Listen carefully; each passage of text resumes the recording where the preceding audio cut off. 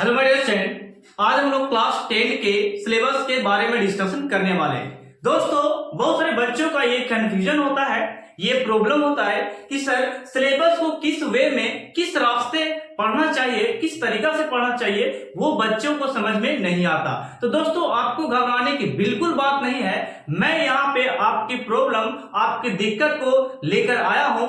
किस तरीका से आप सिलेबस को जानकर एक कम समय में आप पैटर्न बाय पैटर्न पढ़कर अच्छे मार्क्स प्राप्त कर सकते हैं। तो दोस्तों, मैं चाहता हूं कि ये वीडियो आप केवल नहीं देखें बल्कि अपने दोस्तों को, अपने रिश्तेदारों को भी शेयर करें, ताकि वो लोग भी 2025 में जो एग्जाम होने वाली है उन लोग भी अच्छे मार्क्स प्राप्त कर सके इस सिलेबस को जानकर। आखिर में ये सिलेबस में ऐसा क्या है जो मैं इतना आपको फोर्स कर रहा हूं कि सिलेबस को जानना जरूरी है।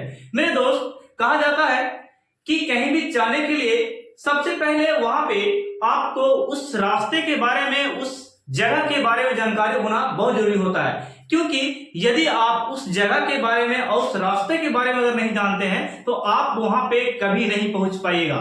यदि आप इसी प्रकार समझते हैं अपने बोर्ड को 2025 में जो एग्जाम होने वाली है उसके बारे में समझते हैं, यदि आपको मैं ये कहूं कि यदि आपको सिलेबस नहीं पता हो, आप एग्जाम देने चल जाएं, तो वहां पे आप बहुत गिल्टी फील करेंगे, अच्छा महसूस नहीं करेंगे। क्योंकि आपको वहां पे जो आने वाले हैं क्वेश्चन, जो प्रश्न आपसे नहीं हो पाएंगे, आप बहुत गिल्टी महसूस वहां पे कर सकते हैं। इससे पहले हम लोग क्या करें, सबसे पहले सिलेबस को जाने और सिलेबस से संबंधित कितने मार्क्स जो जुड़े होते हैं, कैसे पढ़ना है और कितने मार्क्स के प्रश्न होते हैं, ये सारी बातें आपको आना चाहिए। एक मंजिल को पाने के लिए आपको कई कठिनाइयों से गुजरना पड़ेगा। जिस तरीका से मैं बता रहा हूं आपको, आप समझ चुके होंगे कि सिलेबस को जानकर आप अपने फुल मार्क्स बोर्ड में ला सकते हैं। मैं पूरे गारंटी के साथ बोलता हूं, यदि आप सिलेबस के अकॉर्डिंग पढ़ते हैं तो आप अच्छे मार्क्स प्राप्त कीजिएगा, मुझे पूरा विश्वास है। और मैं आपको यह भी बताऊंगा कि मेहनत किस तरीका से करते हैं, बोर्ड में किस तरीका से मार्क्स को लाया जाता है और अपने लाइफ को किस तरीका से बना सकते हैं। एक पहला सीढ़ी आपका है जो आपको ये करना है। हर बच्चे का ये प्रॉब्लम होता है जो मैं आज सॉल्व करने वाला हूं। दोस्तों, अभी तक वीडियो को अगर शेयर नहीं किए हैं तो शेयर कर दीजिएगा। मैं आपको इस वीडियो में बहुत सारी बातों को परिचित कराने वाला हूं और आपको बहुत अच्छा इंफॉर्मेशन देने वाला हूं बोर्ड के बारे में। तो चलते हैं, वीडियो को स्टार्ट करते हैं। आज हम लोग सिलेबस के बारे में, दोस्तों, सबसे पहले हम लोग स्टार्ट करेंगे। यहां पर देखिएगा सिलेबस में जो सब्जेक्ट होते हैं उसके बारे में। मेरे दोस्त, यहाँ पे हम लोग के जो बिहार बोर्ड एग्जाम है उसमें 6 सब्जेक्ट पूछे जाते हैं, वो आप लोग जानते होंगे। 6 सब्जेक्ट में आखिर में कितने सब्जेक्ट का नंबर उसमें ऐड होता है, यानी कि जुड़ता है। तो मेरे दोस्त, मैंने यहाँ पे 5 ही सब्जेक्ट लिखा है जो आपको math, science, SST, then Sanskrit and Hindi है। क्योंकि मैंने इंग्लिश को इसलिए नहीं लिखा क्योंकि वो कंपलसरी में, यानी कि एक्सटर्नल में आया जिसका नंबर नहीं जुड़ता है। तो सर, आप मुझसे प्रश्न ये पूछ रहे हैं, सर क्या जो इंग्लिश है वो हम लोग के लिए जरूरी नहीं है? तो मेरे दोस्त, मैं ये नहीं कहता कि इंग्लिश जरूरी नहीं है। इंग्लिश हमारे लाइफ के लिए, हमारे जीवन के लिए इंग्लिश बहुत जरूरी है। क्योंकि यदि इंग्लिश नहीं जानते हैं तो आजकल आप देख रहे हैं कि जो हमारा जो लाइफ है किस तरीका से बढ़ रहा है, किस तरीका से रिसाइकल हो रहा है। अगर यदि हम लोग इंग्लिश के माहौल में नहीं रहते हैं, नहीं इंग्लिश को जानते हैं, तो एक एक बात को हम लोग आगे चल के नहीं समझ पाएंगे। क्योंकि आजकल देखते हैं कि मोबाइल में जितने भी फंक्शन होते हैं, कंप्यूटर में जितने फंक्शन होते हैं, पोस्टर वगैरह जितने भी होते हैं, सब इंग्लिश में रहते हैं। तो यदि आप इंग्लिश को नहीं जानते हैं तो आप ये सब बातों को अच्छी तरह से रूबरू नहीं हो सकते। इसलिए इंग्लिश को जानना बहुत इंपॉर्टेंट है और अपने लाइफ के लिए भी बेहतर बनाने के लिए इंग्लिश को पढ़ना बहुत जरूरी है। क्योंकि इंग्लिश एक ऐसा सब्जेक्ट है जो अपने लाइफ को सुधार सकती है। आप लोग स्पोकन का नाम सुने होंगे। स्पोकन आपके लाइफ में यदि है तो आप एक अच्छे हैंडसम और होनहार बच्चे जाने जाते हैं। तो इंग्लिश बहुत इंपॉर्टेंट होती है, उसे मत भूलिएगा, ठीक है। मैं ये नहीं कहता कि इंग्लिश मत पढ़िए, इंग्लिश आपके लिए बहुत जरूरी है, आपके लाइफ के लिए बहुत जरूरी है, ठीक है। लेकिन सिलेबस के बारे में मैंने यहाँ पे नहीं लिखा इंग्लिश के, क्योंकि हमारे बोर्ड में वो उसके नंबर नहीं ऐड होते, ठीक है। तो आपको मैं यदि आप चाहते हैं कि इंग्लिश के बारे में जाने तो आप मुझे कमेंट कीजिएगा। मैं आपको चैप्टर वाइज एक वीडियो इंग्लिश का देने वाला हूं, किस तरीके से कौन से चैप्टर से नंबर पूछे जाते हैं, कितने मार्क्स से पूछे जाते हैं, मैं आपको जरूर बताऊंगा। आप मुझे कमेंट में पूछिए, ठीक है। तो चलते हैं, आज हम लोग 5 सब्जेक्ट के बारे में केवल जान लेते हैं। चलिए, सबसे पहले मैं उस सब्जेक्ट की बात करता हूं जिससे बच्चे घबराते हैं। तो आपको घबराने की बात नहीं है, मैं आपको यहाँ पे मैथ के वो तरीके बताने वाला हूं। मैथ के पढ़ाने के तरीके में जो बताने वाला हूं और पढ़ने का जो तरीका होता है वो अगर आप जान गए तो आप टीचर के बताई गई बातों को यदि आप फॉलो कर देते हैं तो आप मैथ में कम से कम तो 60 प्लस 70 प्लस लेकर चलाएगा अपने सेल्फ स्टडी से। और यदि आपके टीचर साथ हैं आपके साथ तो आप 95 मार्क्स 96 मार्क्स मैथ में ला सकते हैं। इसमें कोई सोचने वाली बात नहीं है। तो हम लोग मैथ के बारे में बात करते हैं। सबसे पहले मैथ के बारे में बात करते हैं, इसके अंक और प्रश्न के बारे में बात करते हैं। जैसे कि आपके बिहार बोर्ड एग्जाम में ऑब्जेक्टिव रहते हैं एंड लघु रहते हैं एंड दीर्घ रहते हैं, प्रश्न इस तरीके से पूछे जाते हैं। तो मैं सबसे पहले ऑब्जेक्टिव की बात करता हूं। ऑब्जेक्टिव टोटल आपको पूछे जाएंगे 60 मार्क्स के पूछे जाएंगे। दोस्तों यहां पे देखिएगा मैंने लिख रखा ये 60 मार्क्स के आपको पूछे जाएंगे ऑब्जेक्टिव, ठीक है। तो ये ऑब्जेक्टिव जो है, आप यदि आप इसके थ्योरी को नहीं पढ़ते हैं चैप्टर वाइज, अगर थ्योरी नहीं जानते हैं जो होता है फॉर्मूले वो नहीं अगर आपको पता है तो आप ऑब्जेक्टिव को भूल जाइए। यानी कि ऑब्जेक्टिव आप नहीं मार सकते मैथ में, क्योंकि इसमें फॉर्मूले, कंसेप्ट, थ्योरी दिए होते हैं जिसे आपको जानना बहुत जरूरी होता है। और यदि आप ये सब जानते हैं तो आपके लिए ऑब्जेक्टिव क्या, सब्जेक्टिव आपके हाथ में रहेगा, ठीक है। तो चलते हैं, यहां पे मैंने क्या बताया, 60 मार्क्स के आपके प्रश्न हो गए ऑब्जेक्टिव वस्तुनिष्ठ प्रश्न हो गए, जिसमें से आपको कितने को देना है, 50 ऑब्जेक्टिव मारने हैं, कलर करने हैं, ठीक है। वो भी मैं तरीका बताऊंगा, कलर किस तरीका से किया जाता है, कौन से सही होते हैं वो मैं बताने वाला हूं, ठीक है। चलिए नेक्स्ट स्टेप में इसमें देखिएगा 2 मार्क्स के प्रश्न।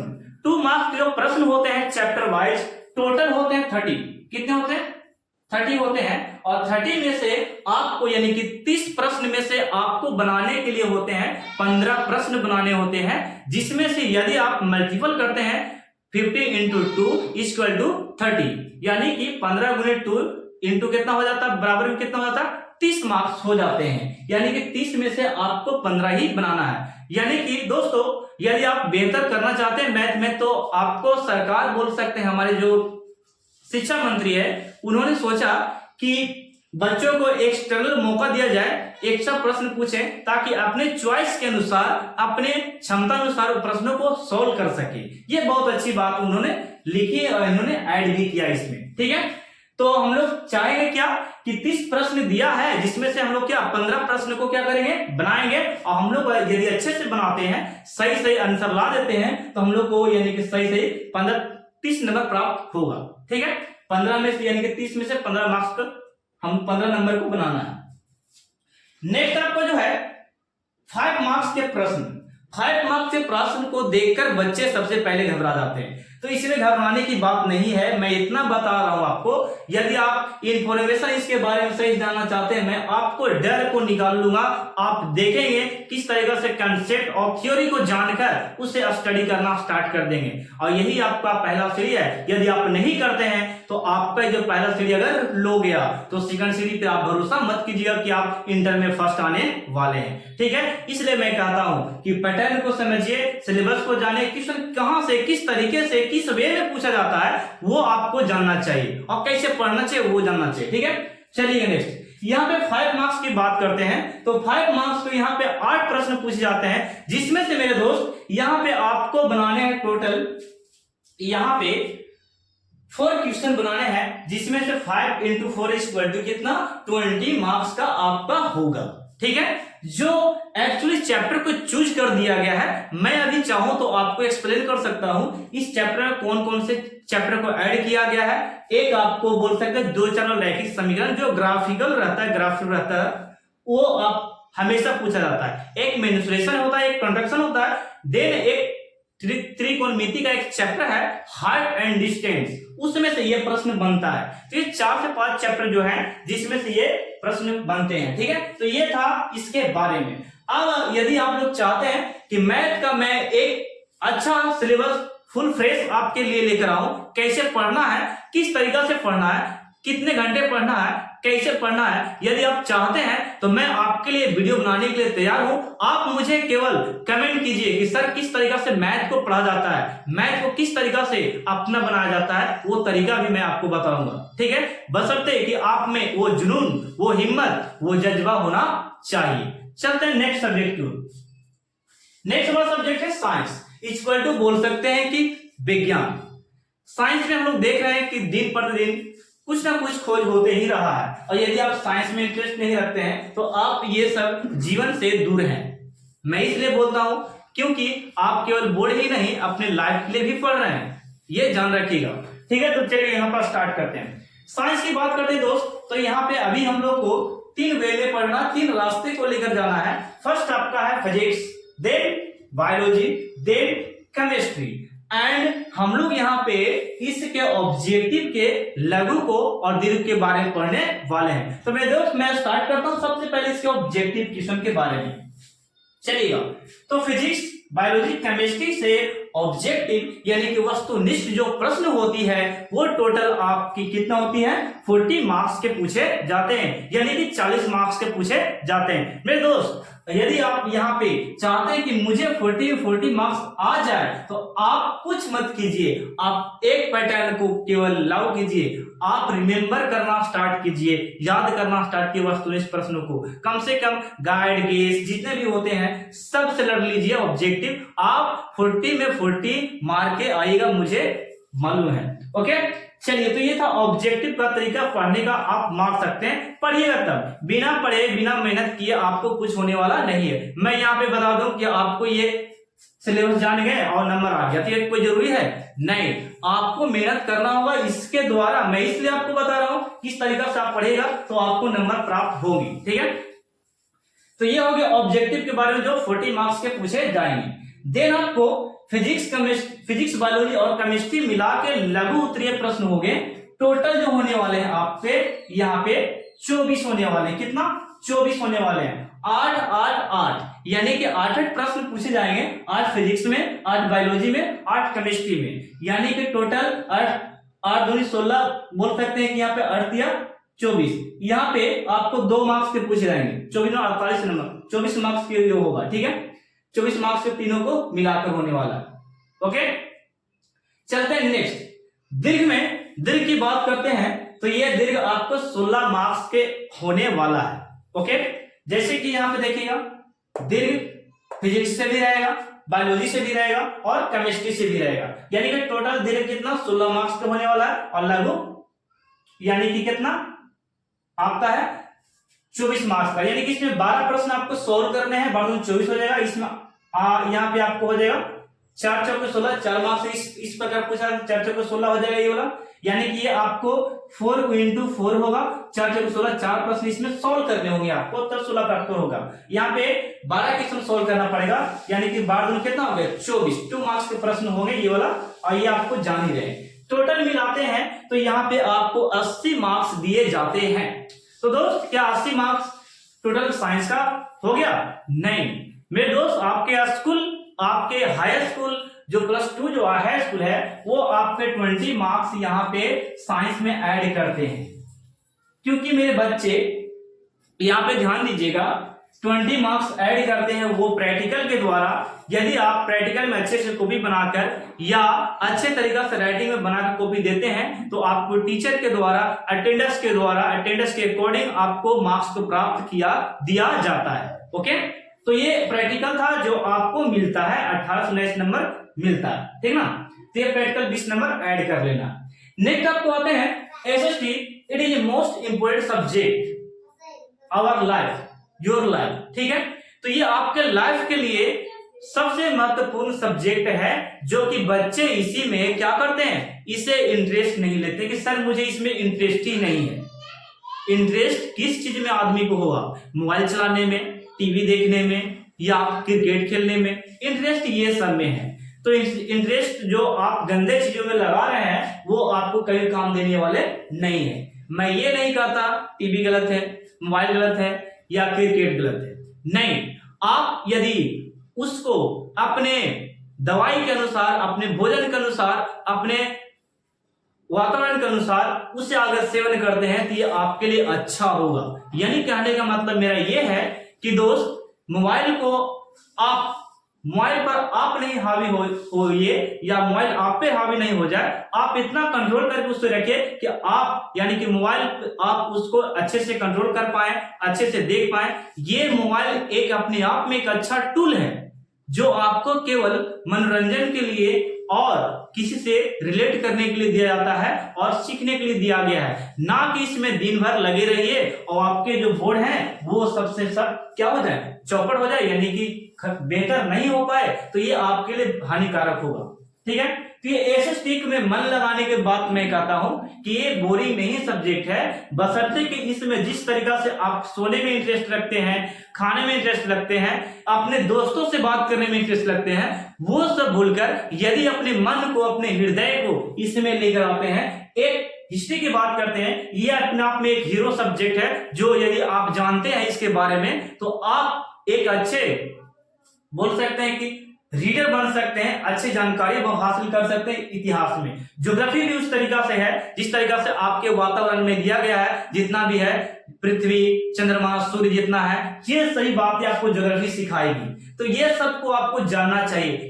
क्या ये सब कुछ जानना जरूरी नहीं है? बिल्कुल जरूरी है। और आप लोग चाहते हैं ज्योग्राफी और हिस्ट्री को अच्छे से अपना पढ़ना चाहते हैं तो आप इस सब्जेक्ट को क्या कीजिए, 1 by 1 करके चैप्टर वाइज कहां से क्या हुआ ये समझना स्टार्ट कीजिए। सेल्फ स्टडी आपके लिए बहुत बेहतरीन है। एक बोल सकते हैं अपने जीवन में, आपके लाइफ में एक तूफान खड़ा कर सकती है सेल्फ स्टडी। ठीक है, चलिएगा इकोनॉमिक्स की बात करते हैं और पॉलिटिक्स साइंस की बात करते हैं, पॉलिटिकल की।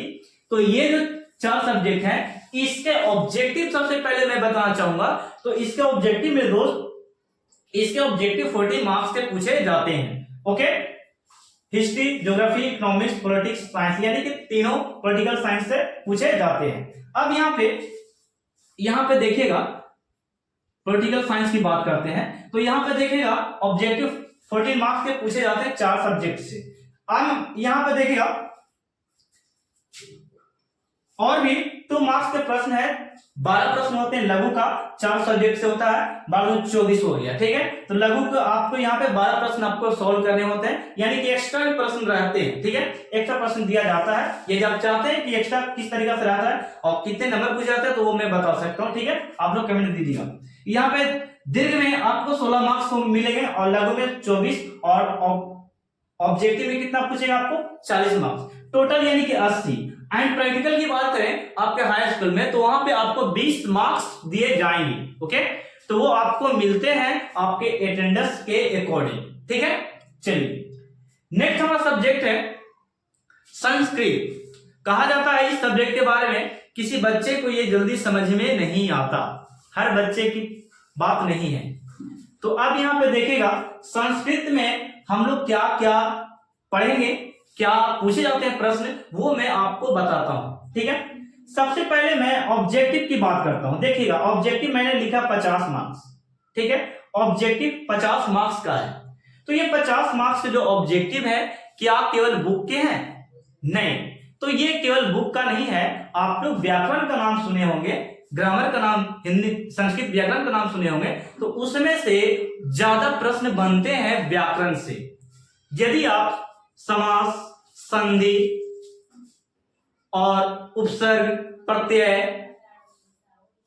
ये सब जानते हैं तो आप अच्छे से ग्रामर में मजबूत करके आप इस नंबर को प्राप्त कर सकते हैं। ठीक है, तो ये जो 50 नंबर का ऑब्जेक्टिव जो है बुक का और व्याकरण का दोनों मिलाकर ऑब्जेक्टिव पूछा जाता है, वस्तुनिष्ठ प्रश्न पूछा जाता है। ठीक है, चलिएगा अब यहाँ पे 1 by 1 मैं आपको समझाता हूं। देखिएगा गद्यांश की बात करते हैं तो गद्यांश यहाँ पे 2 होते हैं, यानी कि एक्स्ट्रा में गद्यांश भी दिए रहते हैं। ठीक है, 4 होते हैं, तो एक 7 नंबर के रहते हैं और एक कितना 6 नंबर के होते हैं, यानी कि 7 और 6 कितना टोटल 13 नंबर पूछे जाते हैं। 2 गद्यांश यदि आप सही सही बनाते हैं तब आपसे अथवा भी पूछेगा गद्यांश, यानी कि एक प्रश्न दिए आप तो उसमें से 2 गद्यांश रहेगा, जिसमें जो आपको अच्छा लगे वो आप बना सकते हैं। ठीक है, तो इसमें 4 प्रश्न होंगे जिसमें से 2 को सोल्व करना, 13 नंबर का रहेगा। चलिए नेक्स्ट पत्र लेखन की बात करते हैं। तो पत्र लेखन की बात करते हैं तो यहाँ पे एक होगा जो 8 मार्क्स के पूछे जाएंगे। कितने मार्क्स के? 8 मार्क्स के, यानी कि 2 होंगे तो 4 दूनी 8 हो जाएगा, 2 होगा तो कितना 4 दूनी 8 हो जाएगा। आपको अथवा भी रहेगा, तो ये 8 मार्क्स के प्रश्न, 8 मार्क्स बनेगा आपको पत्र लेखन में। 2 प्रश्न आपको बनाने होंगे। ठीक है, चलिए नेक्स्ट आपका है अनुच्छेद। अनुच्छेद की बात करते हैं तो अनुच्छेद आप यहाँ पे अनुच्छेद में आप बोल सकते हैं कि इसमें भी ऑप्शनल रहता है, जो आप जो चूज करके बना सकते हैं, अनुच्छेद लिख सकते हैं। ठीक है, तो टोटल कितना था 7 मार्क्स का पूछा जाता है। अनुवाद आपको 10 पूछे जाते हैं और 10 में से टोटल आपको कितना बनाना है 6, यानी कि 6 मार्क्स आपको प्राप्त होगा। अब बात करते हैं लघु उत्तरीय प्रश्न जो आपके बुक के होंगे। वो भी आपको संस्कृत में नहीं पूछा जाएगा बल्कि हिंदी में पूछा जाएगा। ठीक है, वो कहानी जो रहेगा आपको हिंदी में आपको आंसर देना है। ठीक है, हिंदी के अनुसार पूछा जाता है। वो टोटल कितना 8 दूनी 16, यानी कि टोटल यहाँ पे 16 मार्क्स का पूछा जाएगा लघु, जो आपको बुक के कहानी को आपको मालूम होना चाहिए। ठीक है, बुक आपको चैप्टर पढ़कर जाना है, उसके हिंदी को समझकर जाना है, ताकि आपको 16 मार्क्स छूट नहीं पाए। चलिए नेक्स्ट ये हो गया टोटल, जोड़ते हैं 50 ऊपर से 50 ये ऑब्जेक्टिव, तो टोटल कितना हो गया 100 मार्क्स के नंबर हो गए। अब यहाँ पे नेक्स्ट आपका फेवरेट सब्जेक्ट जो होगा, जो हर बच्चे का फेवरेट सब्जेक्ट होता है, कहने का मतलब बिल्कुल आसान होता है, लेकिन ये आसान नहीं है। मैं बताता हूं, इसमें बहुत बच्चे फंस जाते हैं। कई बच्चे हिंदी भी सही से लिख नहीं पाते हैं, मात्रा में और फिर से दीर्घ जितना भी होता है सही से लगा नहीं पाते हैं और लिख नहीं पाते, जिसके कारण उसका वर्ड जो है, शब्द है, वो गलत होता है। यदि आपका उच्चारण गलत हो गया तो आप शब्द भी सही से लिख नहीं पाइएगा, और जब ऐसा होगा तो आपको एग्जामिनर जो है, कॉपी जांच करने वाला है, वो सीधे गोल करेगा और काट देगा आपका नंबर को। तो आप सही से हिंदी पढ़ना सीखिए, हिंदी को लिखना सीखिए, और ज्यादा आपको राइटिंग पे ध्यान देना। ठीक है, राइटिंग में आपको बोर्ड में बहुत अच्छा मार्क्स दिला सकता है। चलिए हिंदी की बात करते हैं। ऑब्जेक्टिव की बात करते हैं 50 मार्क्स के पूछे जाते हैं। क्या केवल बुक पढ़कर, बुक यानी कि देखिएगा गोधुली, गोधुली और वर्णिका पढ़कर क्या हम लोग टोटल 50 मार्क्स ऑब्जेक्टिव मार सकते हैं? नहीं। तो मेरे दोस्त यहाँ पे 50 मार्क्स जो दिया है, इसमें हिंदी व्याकरण और ये दोनों जो ये मोटा वाला ये पतला वाला जो बुक है गोधुली और ये वर्णिका जो है, ये दोनों और व्याकरण वाला बुक तीनों मिलाकर ऑब्जेक्टिव पूछा जाता है। सबसे ज्यादा इसमें आता है मोटा वाला बुक में, और इससे भी ज्यादा आता है कि व्याकरण में पूछा जाता है। संधि, समास, प्रत्यय, अपर्यायवाची शब्द, ये जितने भी है सब पूछा जाता है। ठीक है, एक शब्द के अनेक शब्द बहुत सारे रहते हैं, तो ये सब पूछा जाता है। इसमें वर्ण वगैरह रहता है। तो यहाँ पे 50 मार्क्स बुक को मिलाकर और व्याकरण को मिलाकर 50 मार्क्स ऑब्जेक्टिव आपसे पूछेगा। तभी आप बना सकते हैं जब आप चैप्टर वाइज सभी को पढ़िएगा, तब संभव है। ठीक है, गद्यांश की बात करते हैं तो 2 गद्यांश होंगे। ठीक है, एक्सटर्नल भी देते हैं, अथवा भी दिए रहते हैं, यानी कि 2 गद्यांश आपको बनाना है तो 4 गद्यांश दिए होंगे अथवा करके। ठीक है, तो यहाँ पे 10 दूनी 20, आपको जो मन करे वो गद्यांश बना सकते हैं। ये जो आप कहानी जो रहेगा उसमें दिया हुआ, वो आपको देखकर पढ़कर गद्यांश का आंसर, यानी कि क्वेश्चन का आंसर, प्रश्न का आंसर देना है। तो ये 20 मार्क्स आप प्राप्त कर सकते हैं, गद्यांश को पढ़कर जा सकते हैं, प्रैक्टिस करके। निबंध की बात करते हैं, निबंध की बात करते हैं तो ये 10 मार्क्स का हो, जो आपको अथवा में रहेंगे, तो आप इस पे निबंध लिख सकते हैं। ये आपको 5 ऑप्शनल रहेंगे निबंध, यानी कुछ पर निबंध आपको लिखने के लिए 5 ऑप्शन रहेगा, उसमें से जो अच्छा लगे आपको वो आप चूज करके लिख सकते हैं। ओके, और राइटिंग इसमें खोजता है, राइटिंग तो बिल्कुल खोजेगा। ठीक है, पत्र लेखन यानी कि संवाद, इसी को बोल सकते हैं। संवाद की बात करते हैं तो ये 5 मार्क्स को पत्र पूछा जाता है, जो कि आप पत्र को प्रैक्टिस करके जा सकते हैं। ठीक है, प्रैक्टिस यदि कर लेते घर पे तो वहां पे आपको मैं बताता हूं गारंटी के साथ कि प्रश्न एक भी छूटने वाला नहीं है। नेक्स्ट आते हैं गोधुली एंड वर्णिका। ये दोनों को जो प्रश्न पूछे जाते हैं, जो बुक के जो प्रश्न होते हैं, उसकी कहानी को आप जानिए, उसके क्वेश्चन आंसर को मत जानिए। ठीक है, तो आप कहानी को यदि आप जान जाते हैं तो आप 15 मार्क्स प्राप्त कर लेते हैं अच्छे से। ओके, तो ये टोटल मिला के कितने मार्क्स हो जाते हैं? 100 मार्क्स हो जाते हैं। दोस्तों ये था सिलेबस के बारे में जो कि मैंने आपको बताया। कौन कितने मार्क्स तक ज्यादा कितना प्रश्न होगा वो मैंने बता दिया आपको। यदि आप लोग चाहते हैं कि मैं आपको मैथ का स्पेशल सिलेबस बताऊं और एक एक चैप्टर का क्वेश्चन बता दूं आपको आदि, आप यदि आप चाहते हैं कि मैं आपको प्रश्न बता दूं किस तरीके से किस वे में पूछा जाता, तो आप मुझे कमेंट जरूर कीजिएगा मेरे दोस्त। मैं आपके साथ हूं आपके बोर्ड एग्जाम तक और बोर्ड के बाद भी रहूंगा, क्योंकि मुझे यहाँ पे और बच्चों को भी पढ़ाना है। ठीक है, और नेक्स्ट बात मैं बताता हूं, ये सारे सब्जेक्ट का मैं आपको पैटर्न बाय पैटर्न समझा सकता हूं।